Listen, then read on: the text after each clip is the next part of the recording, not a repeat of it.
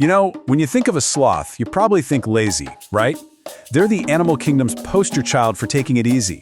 I mean, they're so slow that algae literally grows on their backs. But what if I told you that all that slowness is actually a superpower? Today, we are diving into the incredible 40 million year survival story of the sloth. I mean, it's a real paradox, isn't it? In a world where we're always told survival of the fittest means being the fastest or the strongest, the sloth just doesn't seem to fit. It moves so slowly that an entire ecosystem can just set up shop in its fur.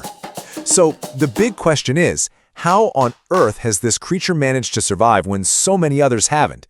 Well, the answer is way more fascinating than you might think.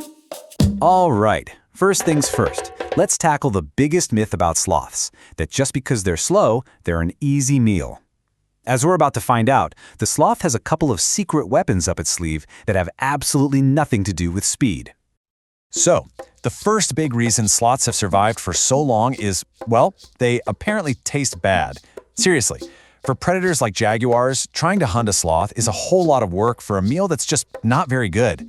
You know, sometimes the best defense is to simply not be worth the effort. But this is where things get really, really clever.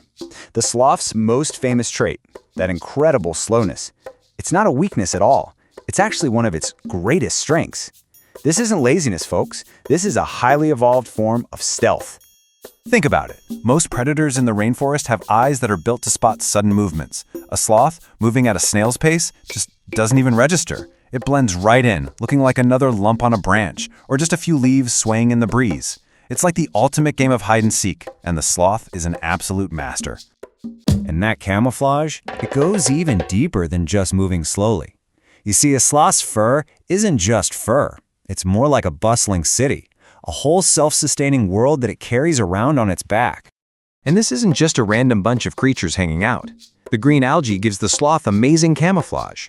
The moths and mites that live and die in its fur, they can become a handy little snack.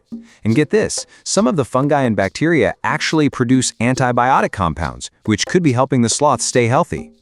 It's a pretty perfect symbiotic relationship, right?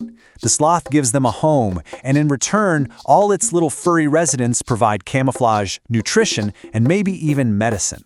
It's a living, breathing, mobile ecosystem. Okay, so the sloths we see hanging in trees today are just one tiny branch of a much bigger family tree. And when I say much bigger, I mean much, much bigger. To really get the whole sloth story, we've got to go back in time and meet some of its incredible ancestors. Just let that number sink in for a second. 6 meters. That's about 20 feet tall. So yeah, we are not talking about a little tree dweller anymore. We're talking about a genuine giant. This is Megatherium, the giant ground sloth. So forget that cute, gentle creature hanging from a branch. This ancestor was the size of an elephant and was one of the biggest land mammals of its time. These absolute behemoths roamed all over the Americas, weighing up to 6 tons. They were strong enough to just pull down entire trees to get to the leaves. And with those massive claws, very few predators would have even dreamed of messing with them. It's a totally different vision of what a sloth can be. The sloth family's evolutionary journey is just full of surprises. Just when you think you've wrapped your head around an elephant-sized sloth, the story takes another strange turn, this time straight into the ocean. Yep, you heard me right. A sea sloth. Thalassocnus was a type of sloth that basically traded the forest for the coast. Instead of climbing trees for leaves, it was out there foraging in the ocean for seaweed and other marine plants. So how in the world did that happen? Well, it was a pretty gradual process. The earliest ones probably started just feeding in shallow water. Then, over generations, they evolved these incredibly dense bones, not to be stronger, but to be heavier. It was kind of like having a built-in diver's weight belt, which let them sink and just walk along the seafloor to eat, kind of like manatees do today. Okay, let's fast forward back to the present day and take another look at the sloths we see hanging out in the trees. You'd probably think that the two-toed and the three-toed sloths are pretty close cousins, right? Well, evolution has a huge plot twist for us here.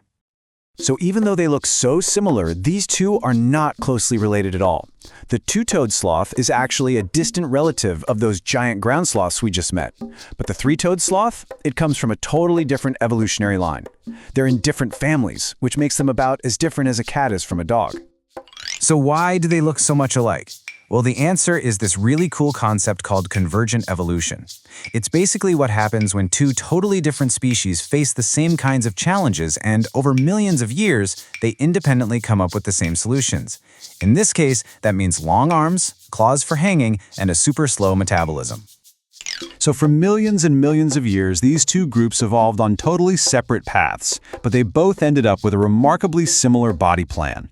Why? Because it's simply what works best for a life spent hanging out in the treetops. So, when you put all of these pieces together, from tasting bad to their bizarre ancestors and their really unique evolutionary story, we start to see the full picture of the sloth's incredible resilience. The sloth's playbook for survival is all about doing the exact opposite of what you'd expect. Instead of fighting, it hides in plain sight. Instead of being clean, it basically uses its own fur as a farm. It found this low-energy lifestyle that nobody else really wanted and became the absolute, undisputed champion of it. And that right there is the ultimate lesson of the sloth. It's this powerful reminder that in the huge story of life on Earth, there are so many different ways to win. The sloth chose the slow lane, and hey, it's worked out for over 40 million years. It really makes you wonder, doesn't it? What other creatures have we completely underestimated? The next time you see an animal that seems a little slow or maybe a bit strange, just remember, maybe it's not a flaw. Maybe you're just looking at a secret survival genius. Thanks for joining me.